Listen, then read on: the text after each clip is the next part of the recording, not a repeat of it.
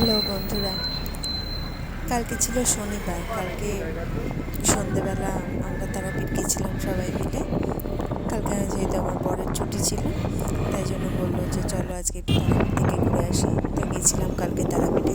এত সুন্দর লাগলো কি বলবো, এত সুন্দর রাস্তাঘাট, এত সুন্দর আবহাওয়া। বিশেষ করে কালকে আবহাওয়াটা ভীষণই সুন্দর ছিল, দারুণ লাগলো আমাদের। অনেক দিন পর বেরোলাম তো অনেক ভালো লাগলো।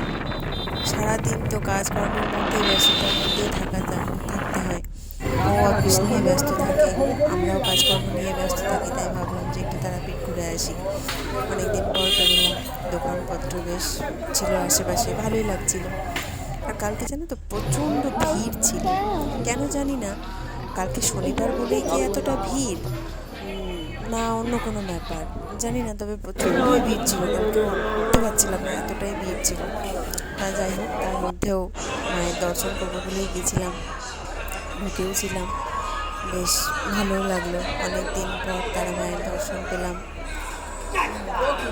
চারিদিকটা ঘুরে ফিরে দেখলাম, বেশ মনটা ভালো হয়ে গেল। সবসময় কাজের মধ্যে থেকে মনে হয় কি একটা দিন একটু অন্যরকমভাবে কাটাই। তার জন্যই কালকে বেরিয়ে পড়েছিলাম। জয় মা তারা। সবাই দেখো, আমরাও ঘুরে এলাম, তাই তোমাদের সাথে শেয়ার করলাম। সব সময় তো সবার যাওয়া হয় না। জয় মা তারা, ভালো থেকো সবাই।